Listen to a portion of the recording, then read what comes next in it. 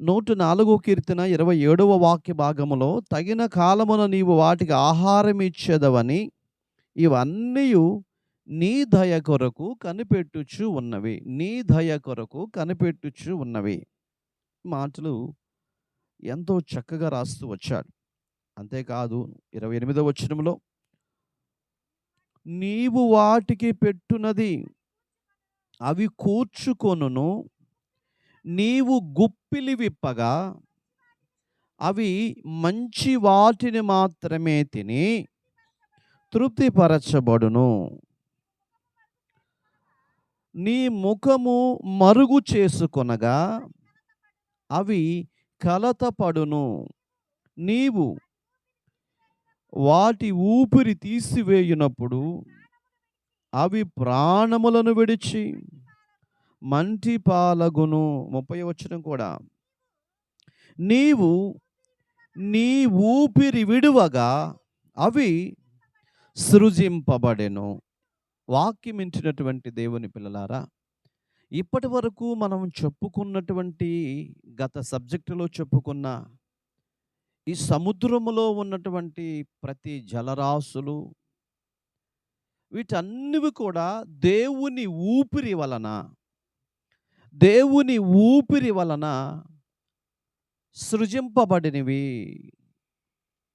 దేవుని మాట వలన నిర్మింపబడినవి అని బైబిల్లో మనం చూస్తున్నాం.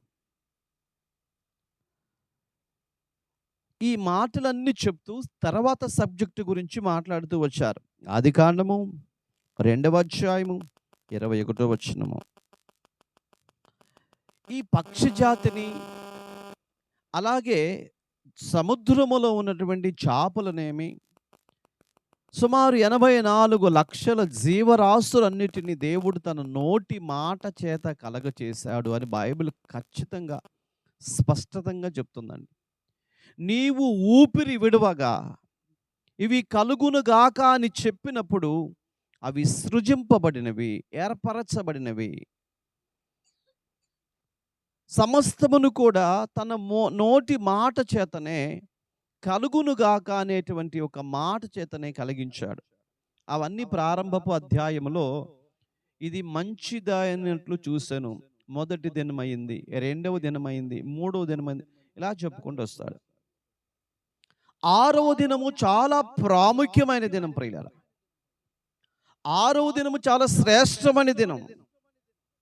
ఈ 6వ దినము ఆయన ఎంత కష్టపడ్డాడు అంటే ఇక్కడ మనం చూడగలుగుతాము ఈ మాటల్లో.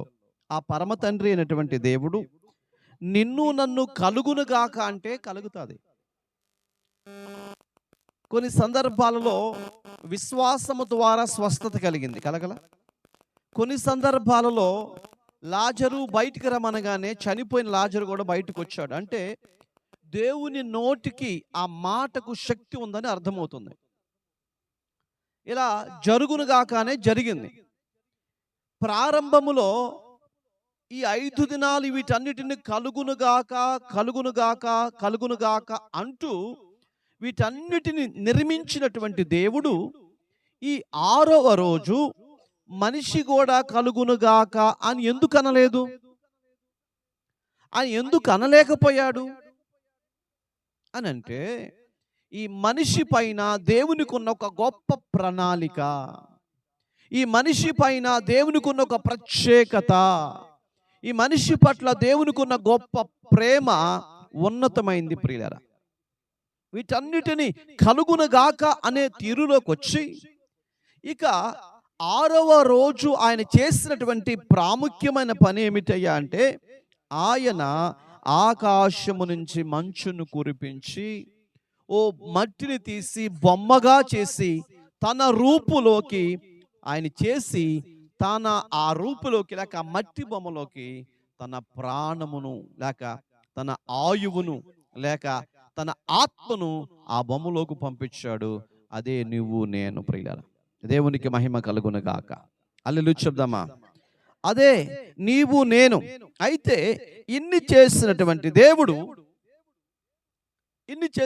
దేవుడు ప్రక్కన ఉన్నటువంటి అవ్వను కూడా నోటి మాట చేత సృజించాడంటే సృజించలా. ఆయన సృష్టించిన సృష్టి అంతటిని ఆదాము పక్కన పెట్టి చూస్తే సరి అయిన జోడు కనబడల. అందుకోసమని ఆదామునకు గాఢ నిద్ర కలగచేసి, ఇప్పుడు మనం జాగ్రత్తగా వాక్యాన్ని విందాం. ఆదికాండము 2వ అధ్యాయం 21వ వచనం. అప్పుడు దేవుడైన యెహోవా, ప్రతి మాట జాగ్రత్తగా వినాలి పురుషులు స్త్రీలు.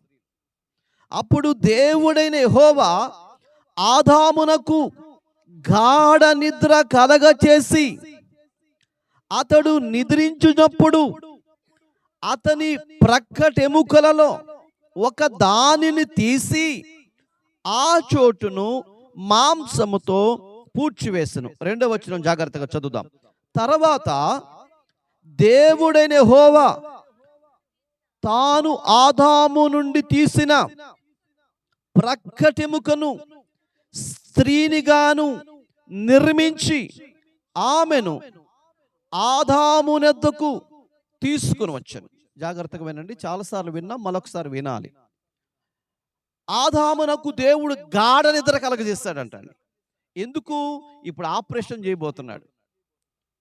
ఆపరేషన్ చేసే ముందు ఏం చేశాడంటే గాఢ నిద్ర కలగజేశాడు. అప్పటి కాలంలో, ఇప్పటి కాలంలో ఆపరేషన్ చేసే ముందు ఏం చేస్తారు? మత్తుండేషన్ చేస్తారు.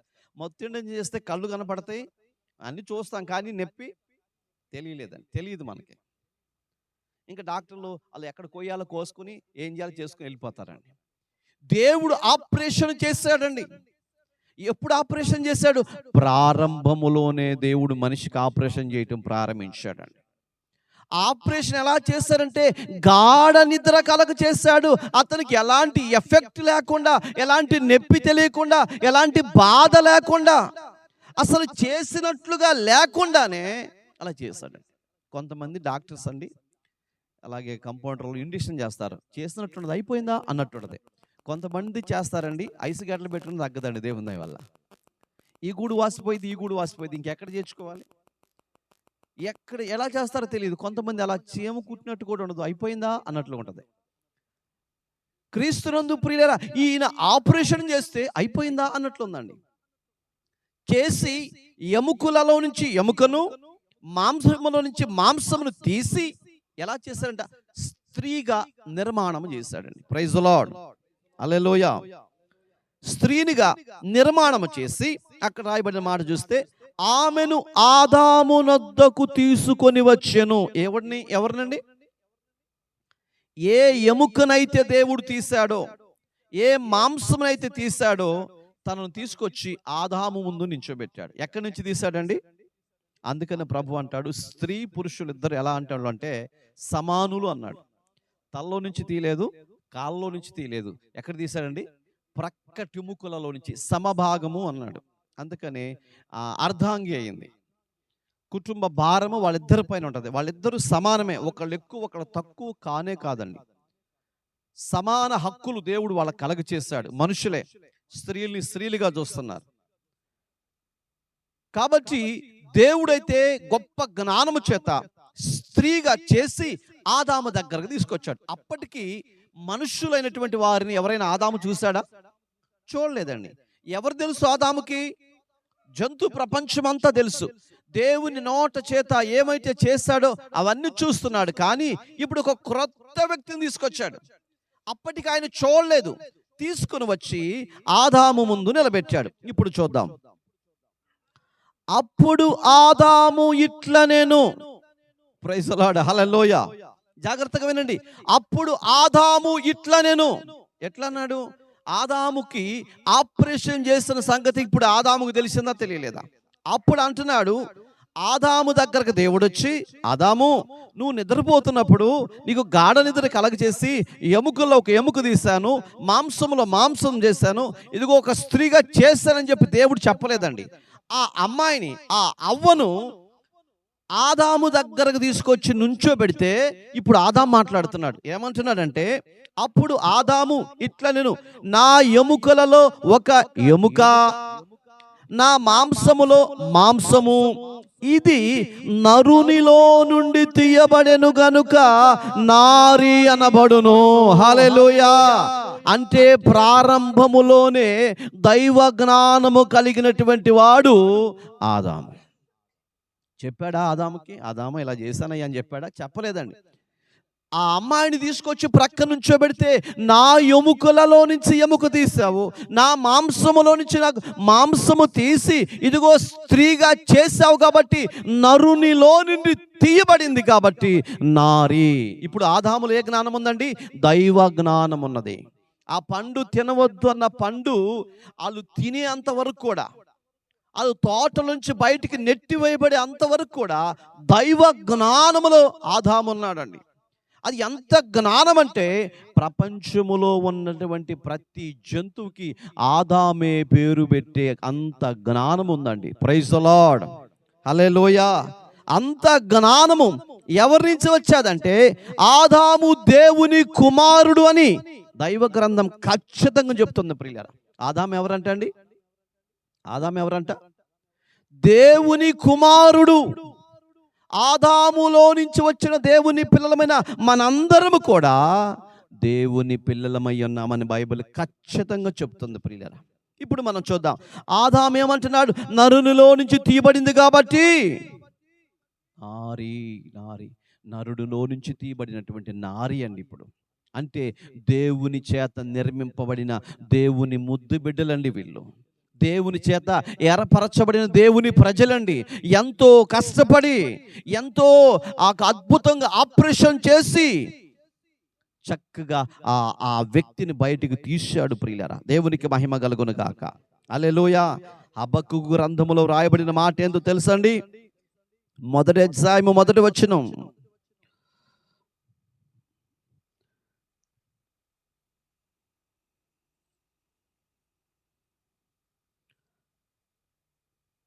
హబక్కూకు గ్రంథం మొదటి అధ్యాయము మొదటి వచనం. ప్రవక్తయగు హబక్కూకు నద్దకు దర్శన రీతిగా, అంటే దర్శనం ఒకటి కలిగాది. దేవుని నుండి దర్శనం వచ్చింది. ఆ దర్శనములో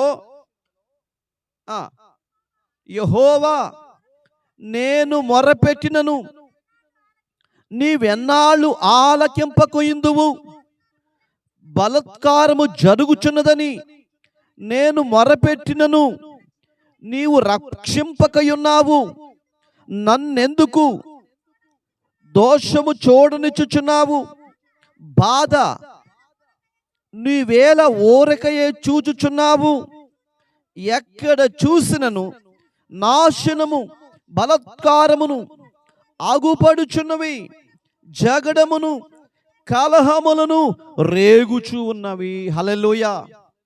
ఇందాక మనం చూస్తే గత వారంలో చెప్పుకున్న తీరు పక్షి జాతి అంతటిని చూశాడు. చాలా అద్భుతంగా ఉంది. అవన్నీ దేవుని స్తుతిస్తున్నాయి, సంతోషపడ్డాడు. మనిషి జాతికి వచ్చేతలకి మానవులను దేవుడు ఏ రీతిగా నిర్మించాడో, పక్కటెముకల నుంచి ఎముకను ఎలా తీశాడో, ఎలా స్త్రీగా చేశాడో, వీళ్ళ దాంపత్య జీవితం ఎలా ప్రారంభమైందో అది జ్ఞాపకం చేసుకుంటూ ఇప్పుడు అంటున్నాడు, అయ్యా భూమి మీద ఎక్కడ చూసినా బలాత్కారమే కనపడుతుంది. అవి చూస్తే సస్యశామలంగా దేవుని స్తుతిస్తున్నాయి, నీ దయ కొరకు కనిపెడుతున్నాయి, నీ యొక్క అనురాగము ఆప్యాయత కొరకు నీ ముఖాన్ని చూడాలని ఆ యొక్క చేపలన్నీ నీ కొరకు ఎదురు చూస్తున్నాయి, నిన్ను స్తుతిస్తున్నాయి. ఈ మనుషులు ఏంటయ్యా, ఎక్కడ చూసిన బలాత్కారమే కనబడుతుంది, ఎక్కడ చూసిన వినాశనమే కనబడుతుంది, ఎక్కడ చూసిన వంకర బుద్ధులే కనబడుతున్నాయి, ఎక్కడ చూసిన వినాశనమే ప్రపంచాన్ని ఏల్తుందయ్యా అని ప్రవక్త దేవునితో మాట్లాడుతున్నాడండి. దేవునికి మహిమ కలుగును గాక. హల్లెలూయా. వాటిని వీక్షించాడు, ఇప్పుడు మనుషులు వీక్షించాడు. ఆయన గుండె లోతులో ఉన్న బాధను వ్యక్తపరుస్తున్నాడు. ప్రియుడా, అందువలన ధర్మశాస్త్రము నిరార్థకమాయను. ఇవన్నీ చూస్తుంటే నువ్వు పెట్టిన ధర్మశాస్త్రం ఏమైపోయిందయ్యా అంటే, ధర్మశాస్త్రాన్ని ప్రజలు అనుసరించటం లేదా? అనుసరించటం లేదు. ధర్మశాస్త్రాన్ని ప్రజలు ప్రక్కన పెట్టారు, వారికి ఇష్టమైన తోవని ఎన్నుకున్నారు. వారి ఇష్టానుసారంగా వాళ్ళు బతికిపోతున్నారయ్యా. ఎవరి ఇష్టానుసారంగా వాళ్ళే మార్గాన్ని సిద్ధపరచుకుంటున్నారయ్యా అని ఆ జరుగుతున్న ప్రక్రియలన్నీ కూడా ఆయన చూసి దేవునితో మాట్లాడుతున్నాడండి. ధర్మశాస్త్రం నిరర్థకమాయను, న్యాయము ఎన్నడూను జరగకుండా మానిపోయెను. భక్తిహీనులు భక్తిహీనులు వచ్చి నీతి పరులను చుట్టుకొందురు. న్యాయము చెడిపోయిందయ్యా భూమి మీద. భక్తి పరుల ఆ వ్యవస్థ నాటబడింది. భక్తి పరులు ఎక్కువైపోతున్నారు. ఈ భక్తిహీనులు ఏం చేస్తారంటే భక్తి పరులు కూడా చెడగొట్టేస్తున్నారయ్యా. అన్యాయం విస్తరించేస్తుంది, పాపం విస్తరించేస్తుందయ్యా. ఎక్కడ చూసినా న్యాయం అన్నది కనబడటం లేదు. ఎవరు చెబుతున్న మాట అంటే హబక్కు గారు చెబుతున్నాడండి ఈ మాటలన్నీ. హబక్కు గారు తన మనసులో జరుగుతున్న ప్రక్రియ అంతా చూసి ఆయన మాట్లాడుతున్నాడు. న్యాయము కనబడతలేదు, భక్తిహీనులు వచ్చి నీతి పరులు చుట్టుకుంటున్నారు, న్యాయము చెడిపోయింది. 5వ వచనం చదువుదామా? అన్యజనులలో జరుగునది చూడుడి, ఆలోచించండి, కేవలం విస్మయము నొందుడి. ఈ మీ దినములలో నేను ఒక కార్యము జరిగింతును, అలాగును జరుగునని ఒకడు మీకు తెలిపినను మీరు అతన్ని నమ్మలేదు. దేవునికి మహిమ కలుగును గాక. హల్లెలూయా. నేను ఒక కార్యాన్ని చేయబోతున్నాను. ఎందుకని? ప్రపంచమంతా నాశనమైపోతుంది, ప్రపంచమంతా పాపములో ఉంది, ప్రపంచమంతా అన్యాయములో ఉంది. కాబట్టి వీరి కొరకు నేను ఒక కార్యం చేయబోతున్నాను. ఎవరి కొరకండి? ఎవరి కొరకు? ప్రపంచములో ఉన్న నీ కొరకు, నా కొరకు. దేవుడు అంటున్నాడు, నేను ఒక కార్యం చేయబోతున్నాను. ఆ మాట నేను చెప్పాను వాళ్ళకి. ఏంటది? నేను ఒక కార్యాన్ని చేయబోతున్నాను. ఎందుకు? ప్రపంచము కొరకు. నేను సృష్టించి ఏర్పరచుకుని నా ప్రాణమును ఎవరికైతే ఇచ్చానో, నా లోపల ఆత్మను ఎవరిలో అయితే పెట్టానో వారి కొరకు నేను ఒక కార్యాన్ని చేయబోతున్నాను. అయినా వీళ్ళు నమ్మటం లేదు. దేవునికి మహిమ కలుగును గాక. ఎవరి కొరకు చేయబోతున్నాడండి దేవుడి కార్యం? నీ కొరకు, నా కొరకు. కానీ ఆ తరము వారంట నమ్మటం లేదంట. ఈ ప్రజలు నమ్మటం లేదు. ఆ తర్వాత వచ్చిన చదువుదాం. ఆలకించుడి, తమవి కాని వాటిని ఉనికి పట్టులను ఆక్రమించవలనని భూది గంతముల వరకు సంచరించు ఉద్రేకము కలిగిన క్రూరులకు కల్దీలను నేను రేపుతున్నాను. ప్రపంచములోనే కల్దీలు భయంకరమైన వ్యక్తులండి. ఈ ప్రజలంతా నా మాట వినకుండా, నాకు లోబడకుండా, నా చిత్త ప్రకారం బ్రతకకుండా వాళ్ళు బ్రతుకుతున్నారు. కాబట్టి ఇదిగో నేను కల్దీలను లేపబోతున్నాను. ఎవరికి? ఇశ్రాయేలీలైన తన ప్రజల మీదకే. కల్దీలతో నేను మాట్లాడి కల్దీలను మీ మీదకి రేపబోతున్నాను. వాళ్ళు ఏం చేయబోతారండి? కల్దీలు ప్రపంచంలో ఒక క్రూరమైనటువంటి వ్యక్తిత్వం కలిగినటువంటి వారండి. వాళ్ళ గురించి చెప్తూ అంటున్నాడు అక్కడ 7వ వచనంలో, వారు ఘోరమైన భీకర జనముగా ఉన్నారు. వారి ప్రభుత్వమును విధులను తమకు ఇష్టం వచ్చినట్లుగా వాళ్ళు ఏర్పరచుకుంటారు. కల్దీలను రేపితే ఆ కల్దీలు వచ్చి ఇశ్రాయేలు మీద ఆధిపత్యం వహిస్తే వాళ్ళకి నచ్చినట్లుగా మనల్ని నడిపిస్తారు. అంటే మీకు అర్థం అవ్వాలంటే అప్పటి కాలపు బ్రిటిష్ ప్రభుత్వాన్ని చూస్తే వాళ్ళకి ఇష్టం వచ్చిన రీతిలో మనల్ని నడిపించారండి. ఇదే చెప్తున్నాడు, కల్దీలను నేను రేపబోతున్నాను. వాళ్ళు చాలా పెద్ద జనాంగం, ఘోరమైన మనసు కలిగినటువంటి వాళ్ళండి. వాళ్ళకి నచ్చినట్లుగా మిమ్మల్ని నడిపిస్తారు. మీకు నచ్చినట్లుగా బ్రతకడానికి అవకాశం లేదు. హల్లెలూయా. ఎందుకలా? రాజ్యాంగంలో రాసిన మాట ప్రకారం ఎవరికి నచ్చిన దేవుడిని, ఎవరికి కావలసిన మతాన్ని వాళ్ళు ఎంచుకోవచ్చు, మాట్లాడుకోవచ్చు, ఎలాగైనా చేసుకోవచ్చు అని చెప్పి ఉంది కదా. కానీ ఇప్పుడు కల్దీలను బయటికి తీసుకొచ్చాడండి. వాళ్ళు ఏం చేయబోతున్నారంట?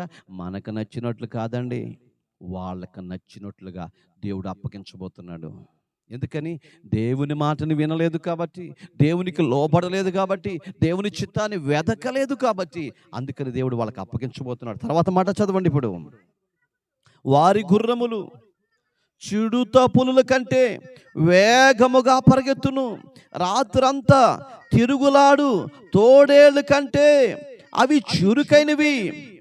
వారి రౌతులు దూరము నుండి వచ్చి తటాలున చొరబడుదురు. ఎరను పొచ్చుకున్నటకై పక్షిరాజు వడిగా వచ్చినట్లు వారు పరిగెత్తుకుని వత్తురు. వెనుక చూడకుండా బలాత్కారము చేయుటకై వారు వత్తురు. ఇసుక రేణువులంతా విస్తారముగా వారు జనులను చెరపట్టుకొందురు. ఎవరండి? కల్దీలు. కల్దీలు రాబోతున్నారు భూమి మీదకి. ఏ భూమి మీదకండి? ఇశ్రాయేలు వంశం మీదకి, ఇశ్రాయేలును చెరపట్టడానికి. వాళ్ళు ఏం చేస్తారయ్యా? వీళ్ళని నాశనం చేయటానికి రాబోతున్నారంటండి. గుర్రము పరుగు ఎలా ఉంటుందో అంతకంటే వేగవంతంగా రాబోతున్నారంటండి. ఆ వచనాలన్నీ కూడా మీరు ఇంటికి వెళ్ళిన మరొకసారి చదువుకోండి. వాళ్ళు బలాత్కారము చేయటానికి రాబోతున్నారు. ఆ జనం ఎలాంటి వారంటే చాలా పెద్ద జనం. ఇశ్రాయేలు ఎంతమంది పట్టుకెళ్తారు తెలుసండి? ఇసుక రేణువులు ఎట్లా ఉంటాయో అంతమందిని చెరపట్టుకుని తీసుకెళ్ళిపోతారంట వాళ్ళు. ఎవరు? కల్దీలు. ఎవరిని పట్టుకెళ్తారు? ఇశ్రాయేలీల జనాంగాన్ని పట్టుకెళ్ళిపోతారండి. 10వ వచనం చదువుదామా? రాజులను అపహాస్యము చేస్తారు, అధిపతులను హేళన చేస్తారు, పరాక్రమము గల దుర్గములన్నిటినీ తృణీకరించి మంటి దిబ్బ వేసి వాటిని పట్టుకొందురు. తమ బలమునే తమకు దేవతగా పూజింతురు. గాలి కొట్టుకొని పోవునట్లు వారు కొట్టుకొని పోవచ్చు, అపరాధులగుదురు. చాలు. వీళ్ళందరి గురించి చెప్తున్నాడండి. వాళ్ళ మనస్తత్వం గురించి చెప్తున్నాడండి. ఈ కల్దీలు లాంటి మూర్ఖపు మనస్సు కలిగిన వాళ్ళు వస్తున్నారు మీ దగ్గరికి. ఎందుకని? మీరు నా మాట వినలేదు కదా, బలాత్కారంతో నింపబడ్డారు కదా, అన్యాయంతో నింపబడ్డారు కదా, భక్తి లేని వారుగా బ్రతుకుతున్నారు కదా. ఇదిగో వాళ్ళని రేపుతున్నాను నేను. ఎవరిని? కల్దీలను రేపుతున్నాను నేను. వాళ్ళ మనస్సు ఎంత భయంకరమైందో, వాళ్ళ తలంపులు ఎలాంటియో అవన్నీ చెప్పుకుంటూ వచ్చాడు. ప్రియులరా, ఇలాంటి వారు వచ్చి మిమ్మల్ని చెరపట్టుకుని తీసుకుని వెళ్ళబోతున్నారు. ఇప్పుడు చెరలోకి వెళ్ళబోతున్నారు. కాబట్టి ఏం చేయాలంటండి? ఏం చేయాలా చూద్దాం. రోమిలి రాసిన పత్రిక 5వ అధ్యాయం 18వ వచనం. రోమిలి రాసిన పత్రిక 5వ అధ్యాయం 18వ వచనం. కాబట్టి తీర్పు ఒక అపరాధము మూలమున వచ్చినదై మనుషులందరికీ శిక్షావిధి కలుగుటకు ఎలాగూ కారణమాయను. వినండి, ఈ మాట మరొకసారి చదువుదాం. కాబట్టి తీర్పు ఒక్క అపరాధము వలన వచ్చినదై మనుషులందరికీ శిక్షావిధి కలుగుటకు ఎలా ఒక మనిషి చేసిన పొరపాటు వలన. ఎవరు చేశారు పొరపాటు? ఆదాము చేశాడండి. ఆదాము చేసి దేవుని తునీకరించి దేవుని మాట లక్ష్య పెట్టకుండా చేసిన ఒక ఘోరమైన పని వలన ఆ వ్యక్తిని బట్టి అంట ప్రజలందరికీ ఎలాగు శిక్షకు కారణమైపోయారో, శ్రమకు కారణమైపోయారో, అలాగునే ఒక పుణ్య కార్యము వలన కృపాదానము మనుషులందరికీ జీవప్రదమైన నీతి విధింపబడుటకు కారణమాయెను. హల్లెలూయా. ఇక్కడ అంటున్నాడండి దేవుని వాక్యములో, ఒక మనుష్యుని వలన, అవిధేయత వలన పాపం వచ్చి ఆ పాపం వలన ప్రజలందరూ కూడా పాపములోకి వెళ్ళిపోయారు, శాపములోకి వెళ్ళిపోయారు, అన్యాయంలోకి వెళ్ళిపోయారు, తిరుగుబాటులోకి వెళ్ళిపోయారు, అక్రమము చేసేవారుగా మిగిలిపోయారు. ఏ భేదము లేదు, అందరూ పాపము చేసి దేవుడు అనుగ్రహించే కృపను పొందకుండా పోయారు. కాబట్టి ఒక్కని వలన ఎలాగూ అవిధేయత వచ్చిందో అలాగే ఒక పుణ్య కార్యము వలన. ఏ కార్యం అండి? ఆ మాట మీరు చదవండి. అలాగే ఒక పుణ్య కార్యము వలన కృపాదానము. ఒక పుణ్య కార్యము జరగాలి. ఆ పుణ్య కార్యము జరిగితే అప్పుడు ఆ కృపాదానం వలన ఏం జరుగుతుందంటండి? మనుషులందరికీ జీవప్రదమైన నీతిమంతులుగా విధించబడటానికి కారణమవుతుంది. హల్లెలూయా.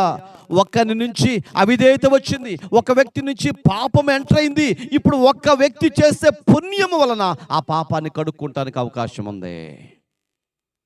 Praise the lord. హల్లెలూయా. అదే మాట చెప్తున్నాడండి. నేను సృష్టించిన 5 రోజుల సృష్టి వల్ల ఏ ఇబ్బంది లేదు, అసలు ఎటువంటి కష్టం నాకు తెలియదు. కానీ 6వ రోజు చేసిన మనుషులను బట్టి నేను సంతాపపడ్డాను, ఏడ్చాను, బాధపడ్డాను. వారిలో నుంచి వచ్చిన ఒక అవిధేయత వలన ప్రపంచమంతా పాడైపోయింది, ప్రపంచమంతా అవిధేయత వరకు నడిపించబడింది. కాబట్టి ఇప్పుడు పుణ్యకార్యం చేసే ఒక వ్యక్తి కావాలి. ఆ పుణ్యకార్యం చేయటాకే నేను వస్తున్నాను. ప్రైజ్ ది లార్డ్, హల్లెలూయా. ఏ కార్యం అంటండి? పుణ్యకార్యం, మంచి కార్యం అండి. ప్రతిఫలం ఆశించకుండా పుణ్యకార్యం చేసే ఒక వ్యక్తి కావాలి. ఇప్పుడు వాక్యం వింటున్నటువంటి వాళ్ళ మనం ఎక్కడికన్నా వెళుతున్నామంటే ఏదైనా ఆశించి వెళుతాం. పనికి వెళ్తున్నామంటే డబ్బులు ఇస్తారు కాబట్టి. అదే ఏ పని చేస్తున్నప్పటికి కూడా అక్కడ ఏదో ప్రతిఫలం ఆశించి, కానీ ఒక పుణ్యకార్యం చేయటానికి లోకరక్షకుడైన యేసయ్య రాబోతున్నాడండి. దేవునికి మహిమ కలుగును గాక. అంటే దాని గురించి చెప్తున్నాడు. ఒక పుణ్యకార్యం వలన ఈ మనుషులందరూ కూడా వారి పాపముల నుంచి ఏమవుతారంట? విముక్తి అవుతారు. అదే మాట ఇక్కడ రాస్తున్నటువంటి మాట. ఒక పుణ్యకార్యం వలన కృపాదానము మనుషులందరికీ జీవప్రదమైన నీతి విధించబడడానికి ఒక్క వ్యక్తి వలనే ఆ జీవం అనేది మనుషుల్లోకి వస్తుంది. ఒక వ్యక్తి వలన పాపం వచ్చింది. ఆ పాపం ప్రపంచం అంతా అలుగుపోయింది. ఇప్పుడు ఒక పుణ్యకార్యం వలన జీవం అనేది, నీతి అనేది, యథార్థత అనేది ప్రపంచంలోకి వచ్చి ఆ నీతి యథార్థత ప్రపంచం అంతనే ఏలుతుంది. తర్వాత 19వ వచనం, ఎలా అనగా ఒక మనుషుని అవిధేయత వలన అనేకులు పాపులుగా ఎలాగూ తీర్చబడిరో, అలాగే ఒక మనిషి విధేయత వలన అనేకులు నీతిమంతులుగా తీర్చబడ్డారు. హల్లెలూయా. ఒక మనిషి చేసిన అవిధేయత, ఆదాము చేశాడు అవిధేయత. మాటను ధిక్కరించి మాటను వినకుండా తనకు నచ్చిన విధముగా చేశాడు. ప్రియులారా, అతని వలన ఏమొచ్చిందంట? పాపం వచ్చింది. పాపం వచ్చింది. ఆ పాపం ప్రపంచమంతా విస్తరించిపోయింది. అయితే ఇంకొక మాట అంటాడు, ఒకని విధేయత వలన. ఎవరు అవిధేయుడు? ఎవరంటే యేసుక్రీస్తు ప్రభువారండి. ఒకని విధేయత వలన ప్రపంచానికి ఏమొచ్చిందంటండి? ఒకని విధేయత వలన అనేకులు నీతిమంతులుగా తీర్చబడుతున్నారు. అందుకనే ఆ తండ్రి మౌని అయి ఉన్నాడండి. అందుకని ఆయన కొడుతున్నప్పటికీ మాట ఇప్పలేదండి. విధేయత చూపించాడు. తండ్రి చెప్పిన మాట ప్రకారం, తండ్రి ఇష్ట ప్రకారం తనను తాను నలగగొడుతున్నా, చిత్రవస పెడుతున్నా, బాధ పెడుతున్నా, మొక్కు మీద ఉమ్ముసిన, ముళ్ళ కిరీటం పెట్టిన తండ్రికి ఇచ్చిన మాటను నెరవేర్చడానికి లోకానికి వచ్చాడు. కాబట్టి నోరు తెరవలేదు, విధేయత మాత్రమే చూపించాడు. ఆయన చూపించిన విధేయత వలన ఈరోజు నీకు నాకు రక్షణ కలిగింది. ప్రియులారా, నీవు నేను నీతిమంతులుగా తీర్చబడ్డాం. ప్రభు బిడ్డలుగా బ్రతకడానికి దేవుడు అవకాశం ఇచ్చాడు. ఆయన నుండి ఒక కార్యము జరుగుతుంది. దేవునికి మహిమ కలుగును గాక. అది ఏ కార్యం అంటే? పుణ్యకార్యము. ఆ పుణ్యకార్యాన్ని తలపెట్టింది ఎవరయ్యా? దేవుడే. పుణ్యవంతులుగా, భాగ్యవంతులుగా, గొప్పవాళ్ళుగా దేవుడు చేశాడు. మనుషుడు తన అవిధేయత వల్ల పాపాన్ని తెచ్చుకున్నాడు కదా అని వదిలిపెట్టలేదండి. ఎవరికన్నా ఒక మాట చెప్పాం మనం, చెప్పినప్పుడు వాళ్ళ మాట వినలేదు, వాళ్ళకి శ్రమ వచ్చింది. అప్పుడు మనం ఏమంటామంటే వాడికి అట్లాగే జరగాలంటాం. ఎందుకని? మన మాట వినలేదు కాబట్టి. దేవుడు చెప్పాడు, నీతిగా బ్రతకండి, యథార్థతగా బ్రతకండి, ఆ పండిజోలికి వెళ్ళొద్దని చెప్పాడు. అయినా వీళ్ళు వెళ్ళారండి. వెళ్ళినటువంటి ఆ ప్రజల్ని దేవుడు విడిచిపెట్టాడంటే విడిచిపెట్టలేదండి. వారి కొరకు పుణ్యకార్యం చేయటానికి ఈ లోకానికి వచ్చాడండి. దేవునికి మహిమ కలుగును గాక. మనిషి అయితే మధ్యలో విడిచిపెట్టేస్తాడు, కానీ దేవుడు ఆఖరి వరకు కూడా విడిచిపెట్టేవాడు కాదు కాదు కాదు అని మనకు అర్థమవుతుందండి.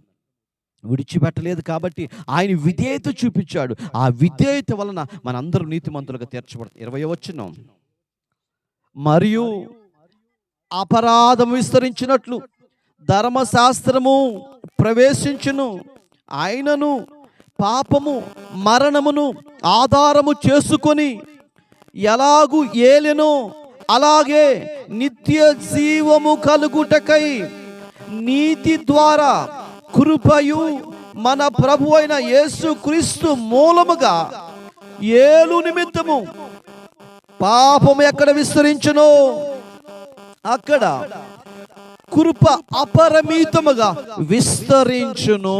ప్రైజ్ ది లార్డ్, హల్లెలూయా. పాపం విస్తరించింది కాబట్టి ఆ పాపానికి విరుగుడు కోసమై, ఆ పుణ్య కార్యము చేయడానికి, ఆ పాపాన్ని విరిచివేయటానికి ఆ పరిశుద్ధుడైనటువంటి దేవుడు ఇదిగోండి ఒక కార్యము నిమిత్తమై ఇక్కడికి వచ్చాడు. ఎక్కడికి వచ్చాడు? భూలోకానికి వచ్చాడు. ప్రియులారా, ఎందుకంటే ఈ మనుషులందరినంట వారి వారి పాపముల నుంచి విడిపించడానికి. అందుకనే యెషయా గ్రంథంలో మనం చదువుతాం, ఎలా అనగా మనకి శిశువు పుట్టును, కుమారుడు అనుగ్రహించబడును, ఆయన భుజముల మీద రాజ్యభారం ఉన్నది, ఆశ్చర్యకరుడు, ఆలోచనకర్త, బలవంతుడైన దేవుడు అనే మాటలు చెప్తూ ఉంటాడు. ప్రియులారా, ఈ మనుషులు చేసిన పాపముల నుంచి విడిపించడానికే, ఆ పుణ్యకార్యము చేయడానికి ఒక వ్యక్తి వస్తాడని చెప్పాడు. ఆయనే యేసుక్రీస్తు ప్రభువారని. ఆయనే గొప్ప దేవుడు అండి. ఎందుకు వచ్చాడయ్యా అంటే, మనము అపరాధముల చేత, పాపముల చేత, పాపములు విస్తరించి చచ్చిపోయి ఉండగా మన కొరకు ఆయన వచ్చాడు. హల్లెలూయా. బైబిల్ గ్రంథంలో ఏమని చెప్తుందో తెలుసండి? కీర్తన గ్రంథం 32వ కీర్తన 2వ వచనం. 32వ కీర్తన 2వ వచనం. ఒకసారి మీరు వాక్యానికి జాగ్రత్తగా ఆలోచన చేసినట్లయితే, ఒక మనిషి వలన పాపం విస్తరించింది, ఒక పుణ్యకార్యము చేయటానికి మనుష్య కుమారుడుగా ఈ లోకానికి ఆయన వచ్చి మన అందరి కొరకు తన ప్రాణాన్ని పెట్టడం వల్ల మనం నీతిమంతులకు తీర్చబడ్డాం. 32:2 వచనం. యెహోవా చేత నిర్దోషి అని ఎంచబడిన వాడు, ఆత్మలో కపటము లేనివాడు ధన్యుడు. ఇప్పుడు మనం ఎవరి చేత అండి? దేవుని చేత నిర్దోషి అనిపించుకోవాలి. ఇప్పుడు ఎలా ఉండాలంటే, ప్రపంచమంతా దోషులుగా, అన్యాయము చేసిన వారుగా, అక్రమం చేసిన వారుగా, దేవుని మాటను ధిక్కరించిన వారుగా, దేవునికి బాధను కలిగించిన వారుగా ఉండిపోయారండి. అందుకనే ఈ పుణ్యకార్యము చేయటానికి ఆయన వచ్చాడు. ఆయన చేత మనం ఏమనిపించుకోవాలంటండి? నిర్దోషి అనిపించుకోవాలని చెప్తుందండి. కొరింథీ రాసిన 2వ పత్రిక, 7వ అధ్యాయము 1వ వచనాన్ని చదువుకుందాం. ప్రియులారా, మనకు ఈ వాగ్దానములు ఉన్నవి గనుక దేవుని భయముతో పరిశుద్ధతతోను సంపూర్తి చేసుకొనుచు శరీరమునకు ఆత్మకు కలిగిన సమస్త కల్ముషము నుండి మనలను మనమే పవిత్రులుగా చేసుకునే సమయం వచ్చేది. ఏం చేయాలంటండి? పవిత్రులుగా మనం చేసుకోవాలి మనల్ని మనమే. ఏంటిది? శరీరాన్ని, ఆత్మను పరిశుద్ధపరచుకోవాలి. దేని చేత? దేవుని వాక్యము చేత, దేవుని వాక్యము చేత. అందుకనే పరిశుద్ధ గ్రంథములో మనం చూస్తే, లోకాసువార్త 22వ అధ్యాయము 19వ వచనంలో చూస్తే, మనల్ని పరిశుద్ధపరచుకోవాలి. ఎలా పరిశుద్ధపరచుకోవాలి? ఈ మాటలు జ్ఞాపకం చేస్తా ఉన్నాడండి. మన ఆత్మను ఎలా పరిశుద్ధపరచుకోవాలో, ఆ కల్మషం నుంచి మనం ఎలా బయటకు రావాలో, లోకాసువార్త 22వ అధ్యాయము 19వ వచనం. పిమ్మట ఆయన ఒక రొట్టె ఎత్తుకుని కృతజ్ఞతాస్తుతులు చెల్లించి దానిని విరిచి వారికి ఇచ్చెను. ఇది మీ కొరకైనా నా శరీరము, నన్ను జ్ఞాపకము చేసుకొనుటకై దీనిని చేయుడని చెప్పాను. ఆ ప్రకారమే భోజనమైన తర్వాత ఆయన గిన్నె పట్టుకొని, ఈ గిన్నె నీ కొరకు చిందించబడిచున్న నా రక్తము వలన క్రొత్త నిబంధన. హల్లెలూయా. భూమి మీద మనిషి చేసిన పాపానికి విరుగుడు ఏంటయ్యా అంటే, ఇదిగో పుణ్యకార్యము చేయటానికి లోకరక్షకుడు యేసుక్రీస్తు ప్రభువారు మన కొరకు వచ్చాడు, తన ప్రాణాన్ని పెట్టాడు. ఆయన వెళుతూ దీనిని చేయమని చెప్పాడు. కాబట్టి దీని ద్వారా, యేసయ్య రక్తంలో కడగబడినటువంటి మనము ఈ ప్రభురాత్రి సంస్కారాధన ద్వారా ఏమవుతామంట? దేవునికి దగ్గరైపోతాము. ఆయన శరీరమును, ఆయన రక్తమును మనం తీసుకుంటాం వల్ల మన పాపముల నుంచి మనం పరిహరించబడతామని వాక్యము చెబుతుంది. అలా ఎప్పుడైతే పరిహరించబడతామో, మన పాపములు కడుక్కుంటామో, మనం శుద్ధికి చేయబడతామో, యేసయ్య రక్తంలో కడగబడతామో, అప్పుడు బైబిల్ ఏమంటుందో తెలుసా అండి? ప్రకటన గ్రంథం 6వ అధ్యాయము 11వ వచనంలో మనం చూడగలిగితే, ప్రకటన గ్రంథం 6వ అధ్యాయము 11వ వచనంలో ఓ మంచి మాట రాస్తున్నాడు. తెల్లని వస్త్రములు వారిలో ప్రతి వానికి ఇవ్వబడిన. ఎప్పుడండి? ఈ ప్రభురాత్రి సంస్కారాధనలో పాల్గొని మన పాపాలు కడుక్కొని ప్రభు బలలో చేవేసి ఆయన రక్తాన్ని ఎప్పుడైతే మనం తీసుకుంటామో, ఆయన శరీరాన్ని ఎప్పుడైతే మనం తీసుకుంటామో, అప్పుడు మనకేమి ఇవ్వబడతాయి అంటండి? తెల్లని వస్త్రాలు ఇవ్వబడుతున్నాయి. తెల్లని వస్త్రాలు ఇవ్వబడుతున్నాయి. అదే మాట రాస్తున్నాడు. తెల్లని వస్త్రములు వారిలో ప్రతి వానికి ఇవ్వబడెను, మరియు వారి వలనే చంపబడబోవు వారి సహదాసుల యొక్కయు సహోదరుల యొక్కయు లెక్క పూర్తగు వరకు ఇంకా కొంచెం కాలము శ్రమింపబడవలనని వానితో చెప్పబడింది. దేవదూత చెప్తుందంటండి. దేవునికి, ఆయనకు వచ్చినటువంటి ప్రవచనం ద్వారా, తనకు వచ్చినటువంటి ఒక దర్శనం ద్వారా దేవుడు మాట్లాడుతున్నాడు. తెల్లని వస్త్రాలు ధరించుకున్నారు. ఎవరయ్యా వీళ్ళంటే? గొర్రె పిల్ల రక్తంలో కడగబడిన వారండి. దేవునికి మహిమ కలుగును గాక. హల్లెలూయా. 7వ అధ్యాయము 13వ వచనంలో ఆ మాట రాస్తున్నాడండి. పెద్దలలో ఒకడు తెల్లని వస్త్రము ధరించుకున్న వీరెవరు, ఎక్కడి నుంచి వచ్చారని అడిగాడంటండి. ఆయన చూస్తున్న దర్శనంలో ఇంత తెల్లని వస్త్రాలు ధరించుకున్న వాళ్ళు ఎవరండి? ఎవరు ధరించుకుంటారంట? ఎవరికి ధరింపచేస్తాడు దేవుడు? అదుగో ప్రభు బలలో చేవేసిన వారికి. ఎవరు ప్రభు బలలో చేవేస్తారు? తమ పాపములు ఒప్పుకొని పరిశుద్ధపరచబడి దేవుని మార్గములో ఆ పుణ్య కార్యములు ఎవరైతే పాల్గొంటారో వారికి తెల్లని వస్త్రాలు ధరించుకుంటారు. ఆ ధరించుకున్న వారి గురించి అంటున్నాడు, ఏమంటున్నాడు? పెద్దలలో ఒకడు తెల్లని వస్త్రములు ధరించుకొని ఉన్న వీళ్ళెవరు, ఎక్కడి నుంచి వచ్చిరని నన్ను అడగగా, అందుకు నేను, అయ్యా అది నీకే తెలియననగా అతడు నాతో ఇలాగూ చెప్పెను, మీరు మహాశ్రమల నుండి వచ్చిన వారు గొర్రెపిల్ల రక్తములో తమ వస్త్రములు ఉదుకుకొని వాటిని తెలుపు చేసుకొని వచ్చారంట. ఎక్కడ ఉతుక్కున్నారంటే? ఇందాక చెప్పాను, మన పాపములు ఏమైపోవాలంట అండి? ఉతుక్కోవాలి, పరిశుద్ధపరచబడాలని. అదే మాట ఇక్కడ రాస్తున్నాడు ప్రియులారా. గొర్రె పిల్ల రక్తంలో కడగబడిన వాళ్ళు ఈ తెల్లని వస్త్రాలు ధరించుకున్న వాళ్ళందరినీ దేవుని లేఖనం చలవిస్తుంది. 15వ వచనం కూడా చదువుతాం. అందువలన వారు దేవుని సింహాసనము ఎదుట ఉండి రాత్రింబగళ్ళు ఆయన ఆలయములో ఆయనను సేవించుచున్నారు. సింహాసనాసీనుడైన వాడు తానే తన గుడారము వారి మీద కప్పును. హల్లెలూయా. ఎవరి పేదండి?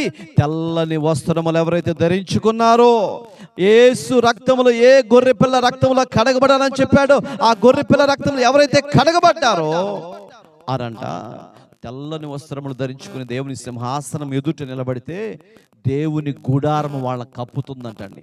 దేవుని సన్నిధి వాళ్ళని కప్పుతుందంట. ఏ తెగులు వారి గుడారము సమీపించకుండా దేవుని సన్నిధి వారిని కప్పుతుందండి.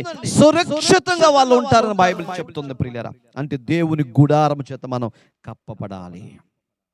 16వ వచనం శ్రేష్టమైన మాట అండి. ఏమన్నా తెలుసా? వారికి ఇక మీదట ఆకలి అయినను, ఇక్కడ భూలోకంలో బ్రతికినంత కాలం తెల్లారితే చాలండి ఆకలి, మధ్యాహ్నం అయితే ఆకలి, రాత్రి అయితే ఆకలి, మళ్ళీ తెల్లారితే ఆకలి. ఎన్నిసార్లు ఆకలి ఆకలి ఆకలి ఆకలి ఆకలి బాధ కోసం, ఆకలి మంట కోసం ఓ మనిషి ఎన్ని తప్పులు చేస్తున్నాడో, ఎన్ని దొంగతనాలు చేస్తున్నాడో, ఎన్ని రకరకాలైన పనులు చేస్తున్నాడో, ఎన్ని ఆశపడ్డావో అదే నీకు లేకుండా చేయబోతున్నాడు అండి దేవుడు. హల్లెలూయా, హల్లెలూయా. మనిషి దేని కొరకైతే ఆరాటపడుతున్నాడో దాన్ని లేకుండా చేయబోతున్నాడు అంటండి దేవుడు. 17వ వచనం, ఏలయనగా సింహాసనమందుండు గొర్రె పిల్ల వారికి కాపరి అయి జీవ జలముల బొగ్గ యొద్దకు వారిని నడిపించును. దేవుడే వారి కన్నుల నుండి ప్రతి బాష్ప బిందువులను తుడిచివేయును. దేవునికి మహిమ కలుగును గాక. హల్లెలూయా. ఎంత చక్కగా చెప్తున్నాడు ప్రియులారా. దేవుడే నీ ప్రతి బాష్ప బిందు. ఇప్పటి వరకు ఎంత ఏడ్చుంటావో, ఇప్పటి వరకు నీ శ్రమలు, నీకున్న శ్రమలు బట్టి, బాధలు బట్టి ఎంత ఏడ్చుంటావో, ఆర్థికమైన ఇబ్బందులు బట్టి ఎంత కృంగిపోయి ఉంటావో, కట్టవలసిన సమయానికి కట్టలేక ఎన్ని బాధలు అనిపించుంటావో, ఎంత కన్నీళ్లు నీ ముఖంలో నుంచి నేలకు ఒరిగిందో ప్రియులారా. అందుకే ప్రభు అంటున్నాడు, నీ ప్రతి బాష్ప బిందును తుడిచి ఒక రోజు రాబోతుంది. అది ఎప్పుడో తెలుసా? గొర్రె పిల్ల రక్తంలో నువ్వు కడగబడినప్పుడు, నీ పాపములను ఒప్పుకొని నువ్వు దేవుని గొర్రె పిల్ల రక్తంలో కడగబడి ప్రభు రాత్రి సంస్కారాలు ఎప్పుడైతే పాల్గొంటావో అప్పుడే తెల్లని వస్త్రము ధరించి ప్రభు యొక్క యేసయ్య రక్తము ఆయన దగ్గరికి వెళ్తావు. ఆ రక్తమే నిన్ను విమోచించింది, పరిశుద్ధపరిచింది. ఆ రక్తమే నీకు రేపు పొద్దున ఏమైపోతుందండి? సంతోషం ఇవ్వబోతుందండి. ఆకలి లేదు, దప్పిక లేదు. ఏమండి ఎంత చక్కని మాటలు రాస్తున్నారండి. నీ ప్రతి బాష్ప బిందువులు ఇప్పుడు కళ్ళమ్మడి కన్నీళ్ళు గారుతున్నాయండి. ఇప్పుడు తుడిచేవాళ్ళు ఎవరైనా ఉన్నారా? ఎందుకు ఏడుస్తా ఊరుకో అంటారు అంతే. ఎందుకు ఏడుస్తామా ఊరుకో అంటారు అంతే. కానీ ఆ కన్నీళ్ళు అనేది నీకు లేకుండా నా దేవుడే నీ కన్నీళ్లు తొడవబోతున్నాడు. అంటే నీ కళ్ళంబడి కన్నీళ్లు కారుడయ్యా మనుషుడు చూడడు. హల్లెలూయా. నీ కళ్ళంబడి కన్నీళ్ళు అనేది రానే రావండి. ఎందుకని? అక్కడ అది లేదండి. ఇక్కడ కార్చావు ఇక చాలు, ఇక్కడ అనుభవించావు ఇక అది చాలు, ఇక్కడ ఎన్నో శ్రమలు ఎదుర్కొన్నావు ఇక చాలు, పొట్ట నింపుకోవటం కోసం పరుగులు తీసావు అది చాలు, రేతులనక పగలనక కష్టమనక కన్నీళ్ళనక ఆచోలోకి ఈచోలోకి ఆ పనులు ఈ పనులు పరిగెత్తుకుంటూ వెళ్ళావు పొట్ట నింపుకోవటానికి. ఇక చాలు. ప్రభు చెప్తుండే ఇక చాలు. మరి ఏం చేయాలయ్యా? నా రక్తంలో కడగబడితే చాలు. నువ్వు ఏం చేస్తావు? తెల్లని వస్త్రములు ధరించుకున్న తర్వాత ఇదిగో నేను తీసుకొచ్చి నా ఎదుట కూర్చోబెట్టుకుంటా, సింహాసనం మీద కూర్చోబెడతా. అక్కడ పని లేదా? పని లేదు. అది తినటం లేదా? తినటం లేదు. త్రాగటం లేదా? త్రాగటం లేదు. అక్కడ ఏం చేయాలయ్యా?